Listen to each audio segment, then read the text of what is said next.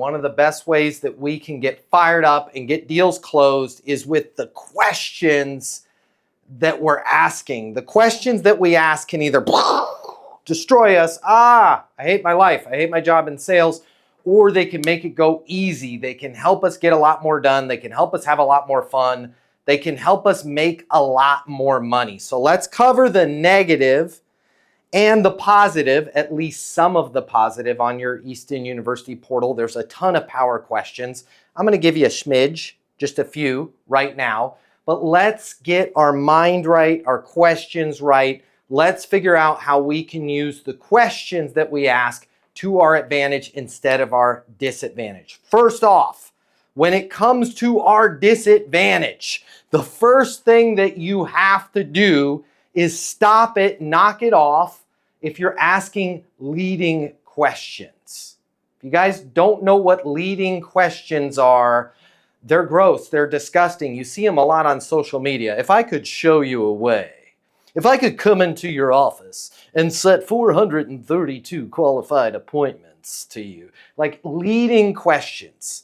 Your prospect was born at night, but they weren't born last night. So when we're asking these, dare I say, cheesy leading questions that typically start with, if I could show you a way, or if we had a system that could, or if we had a way to do this, and then there's supposedly some ta-da moment at the end, stop it, knock it off. Because even if you had a way to set all those appointments, collect all those invoices, move their stuff from A to B, or get them a mortgage at a much lower rate, when you start with, hey, if I could show you a way to reduce the rate on your mortgage by 2 points without having to incur upfront terms, it's salesy, it's gross, it's disgusting, it doesn't work, all right? So we're not asking leading questions, okay? The other thing, self-serving questions. Hey, Logan, do you have any deals I can bid on right now? Hey, do you know of anybody in your area that needs a mortgage broker? Self-serving questions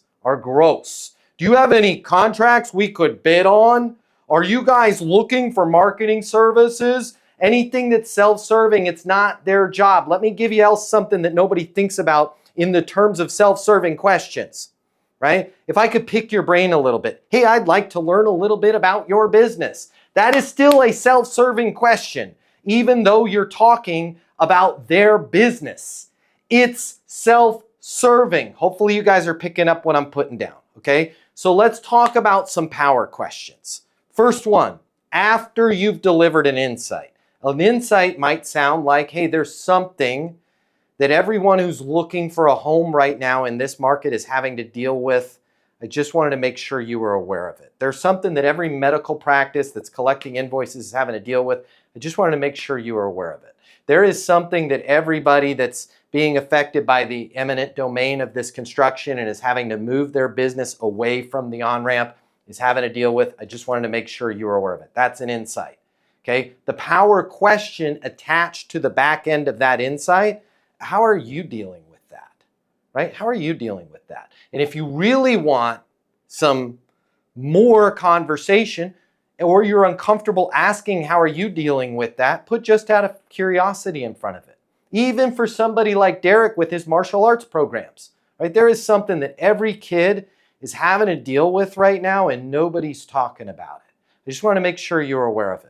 It's not just the traditional bullying that we're seeing. It's everything that's going on online. It's the underhanded stuff. Dare I say, it was almost better when we let kids just duke it out on the playground, right? Where we need to solidify the kids is really from the inside with their self-confidence, with their self-esteem. How are you dealing with that with Darian and Carlos right now?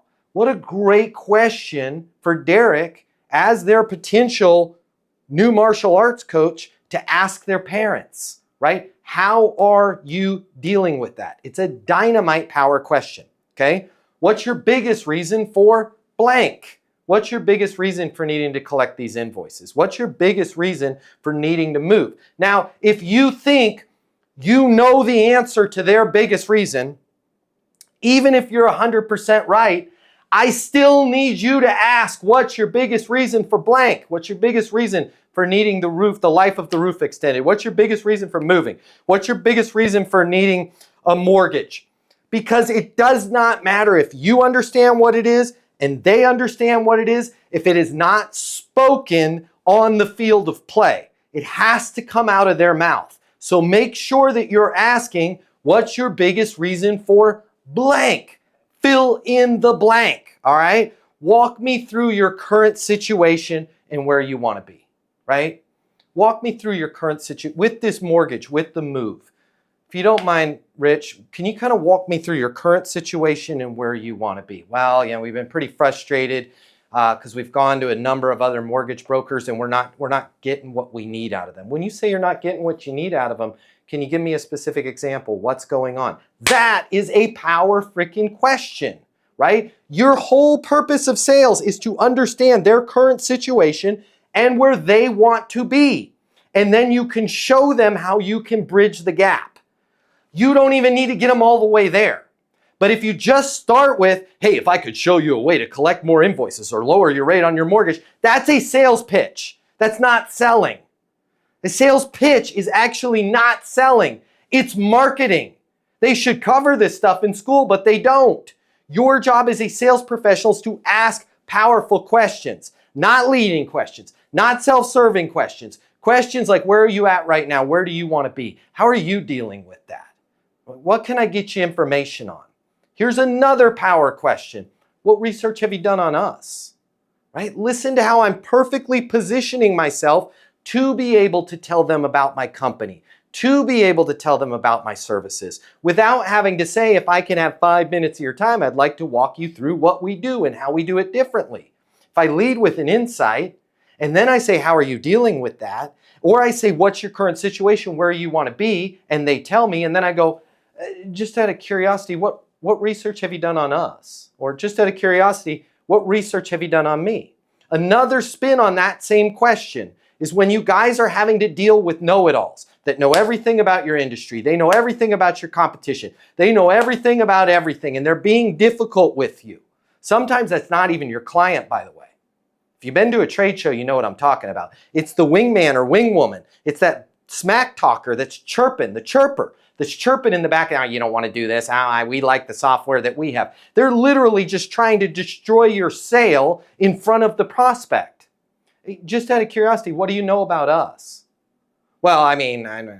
Well, let me walk you through how we're a little bit different than ADP or how we're a little bit different than IBM. All due respect to them. I know you're with them. That's great. But let me walk you through in this particular situation where I think we best meet Sheila's need, right? So either what research have you done on us, framing power question right in the beginning to allow you to pitch, or when somebody or their support person is being difficult and talking smack, you can say, what do you know about us and how we do things differently? Or what do you know about me and how I do things differently? All right, so that's a big one. What motivated you? What motivated you to take this meeting? What motivated you to stop by today? What motivated you to reach out to us? Again, these are the things that you guys think you know, the prospect thinks they know, but if it's not spoken about on the field of play, it didn't happen. If they don't tell you what motivated them, it didn't happen. All right, let me give you a couple last few, okay? What's the most important thing that we need to accomplish? Hey guys, appreciate to be on this Teams call. Tony, great to see you. Dave, awesome to see you. Guys, what's the most important thing that we need to accomplish during our 15 minutes here today? Ask that early, especially if you are in an online environment, a Zoom, a Teams, a conference call. There's a lot going on in the background, okay? That call could be going terrible for 30 minutes and you won't know it. A great way to avoid that is to ask people what's the most important thing that we need to accomplish. If you're in real estate and they're looking at a property, as you open the door, you should be asking them, what's the most important thing that you need to see? Or what's the most important thing that we need to accomplish as we walk through the house? Otherwise, they're going to do what?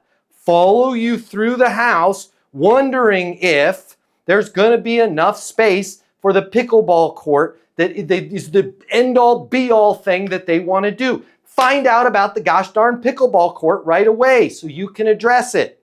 Most of us don't ask those questions because we're afraid the person's going to give us a negative answer. A true consummate professional is going to find out the positives and the negatives right away so they can deal with them. Okay, so what's the most important thing we need to accomplish? Let me give you a few others, then we'll open it up to questions. Here's a great one that most of you are not asking. Just out of curiosity, Dave, what makes that date important? Right? When do we need to have this system up and running? Oh, by May the 15th. Perfect, I'll write that down. We'll get you a contract. We'll have it. What makes that May 15th? What makes that date important? We've got a board meeting June 1st, and if we don't get this fixed, there's going to be hell to pay. When you say hell to pay, Dave, just out of curiosity, what's going on? Walk me through the situation. Yeah, I mean, we had considerable layoffs last year. One of the things that's on our CEO's radar and has very, very high visibility is that we figure out how to get XYZ done with ABC, and I have to have that accomplished before that board meeting June 1st, right? You're never going to get to that level of granular detail if you don't ask them what makes that date important. If you guys in your job have dates, okay? Hopefully you're not dating people in your job. I mean dates, numbers, right? Dates. What date do they need to sign, close on the house? What date do they need to move into the house? What date do they need to have the software up and running? Stop ever asking people what date unless you're going to follow it up with what makes that date important, because that's where all the real information is, okay? Even if they go, I don't know, I just pulled it out of thin air. Well, now you know you have a prospect that wasn't as hot as they were before, okay? So what makes that date important? What do you want to see first? As we go through this demo, guys, I have a pretty good understanding of your current situation, the capabilities you needed in being able to import the SKUs into the CRM system. But before we get started on the demo, 2 questions for you. What's the most important thing we need to accomplish? And what do you want to see first as I open up the software? You guys should not be doing anything, whether it's demoing software, showing a house, walking through financial proposals, going through a perspective, unless you're letting that person drive even a little bit. What's the most important thing we need to accomplish, and what do you want to see first? Because if you start showing them a bunch of stuff that's not germane to their decision, all you can do is blow your deal up, okay? Can you give me a specific example? When you say blank, can you give me a specific example? We'll make you millions of dollars, right? We don't want to do a contract with somebody that has long-term contracts. When you say long-term contract, can you give me a specific example? Right? In fact, when we hear pushback from clients, we just try and overcome the objection. A lot of times, if you ask them for a specific example, you will have misinterpreted the question, or there'll be other information that you need, right? So when you say blank, can you give me a specific example? Both in terms of them giving you negative pushback and positive, right? You could say, let's say your software is R246 compliant, right? And they say, hey, we want a software that's R246 compliant. Don't just jump in and go, great, ours is. When you say you need a software that's R246 compliant, can you give me a specific example? Yeah, we're proud to say we're female veteran owned, and we just got on the government, the GSA portal. And if that's the last piece that we need to get those contracts. Got it. When you say those contracts, where are you guys at right now in terms of total contract value? Where do you think you could be if we're able to get those government contracts? We think there's an additional 20 million in top line revenue to our construction business, right? If I had just said I'm R246 compliant, I didn't solidify the fact that this is a $20 million improvement to them. So can you give me a specific example, right? When somebody's being very difficult with you, I want you guys to realize this. University of Harvard did a study, and I think it was 96.8% of people, you guys can check my facts, okay? It's up there, it's plus 90%. Believe that they're more open-minded than the rest of the population. That's not possible. It's not mathematically possible, okay? You can't have more than 50% that's more than the rest of the population. Unfortunately, we all think we're more open-minded. So you can use that to your advantage when somebody's being closed off with you. We're all good. We don't want to look at vendors. Totally understand. Hey, just out of curiosity, how open-minded are you? I'm pretty open-minded. Got it. Because the reason why I ask is there's something that everybody that's dealing with CRM software is having to deal with and nobody's talking about. I just wanted to make sure you were aware of it. Well, no. Well, what is it? Now all of a sudden you could take somebody that was trying to push you off, that didn't want to talk to you, maybe in your prospecting, that's being a real jerk, and you can throw a little Hail Mary over there of how open-minded are you. In most of the cases, they're going to say, I'm fairly open-minded, or they're at the very least going to go, what do you have? Allowing you to keep talking, okay? Last thing I want you guys, and this isn't a power question, but I want to make sure that you're aware of this in terms of the questions you're asking, okay? Money and power make people lie. I'm going to say this again because it's vital for you to understand. Money and power make people lie. So if I say to Danielle, hey Danielle, are you the decision maker on this? Where does that fall? Falls into power. If Danielle is not the decision maker, there's an 80+% chance that she's going to lie and say she is, because I'm hitting her right in the ego, right? She's like, I don't make any decisions. She's never going to say it. She's going to go, yeah, I am. And then you're going to go through this whole process only to find out that Bernie is the decision maker. On the other direction, let's say Danielle is the decision maker. She's the end all be all. The buck stops with Danielle. And I say, hey Danielle, are you the decision maker on this? Money and power make people lie. Danielle is going to go, no, I need to get Bernie's input on it. So asking questions like, are you the decision maker? You're probably not going to get an honest answer. Might be a good idea to find a more skillful way around that, or avoid it altogether and just have a sales process to proceed. On the money side, the only way around people lying with money is if you give them a reason for you to be honest. So if I say, what's your top line revenue right now?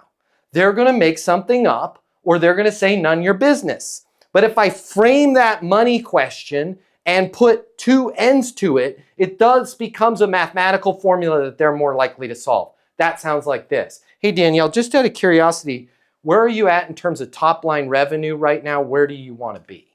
Right? Oh, well, we're at 4.2 million. We want to be to 7. Versus, how much is the company making right now? Oh, a lot, right? You're never going to get an honest answer because money and power make people lie. Okay, so avoid those power questions, and on the money questions, be very mathematical, right? Make it an algebra problem. A plus B, I don't know, I failed at algebra, right? We got to solve for X. And the X is, where are you at right now? Where do you want to be, right? In terms of what you're hoping to get out of the lift from this software project in terms of revenue to the company, where are you guys at in terms of revenue right now? Where do you want to be once the software is implemented?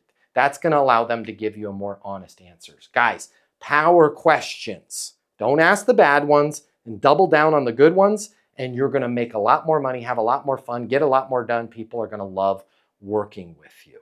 I'm not sure if it's for you, but if you work in sales and you absolutely positively have to double or triple the amount of money you're making in order to truly enjoy your life, click the link here. My name's Matt Easton. I'm the founder of Easton University. It's the most effective sales coaching in the world. Click the link here. Check it out. You're going to see we'll give you access to an on-demand learning portal that's going to give you video coaching with me on everything you need to know to double or triple your income, or even more. Everything from prospecting to closing to handling objections and complaints to building your personal network and self-confidence. But it doesn't stop there. Click the link here. You're going to see that when you get a membership to Easton University, you're also going to have the ability to do live coaching with me twice a week. You can ask me any questions. We can work through anything you're struggling with. I will be there with you every step of the way to help you double your income in sales right now. Click the link now. You're going to see we've helped thousands of people just like you, and we have the video testimonials from them to prove it. Easton University is more than a learning portal. It's more than live coaching with me. It's your future, and you and your future are worth it. Click the link now. I'll see you at Easton University.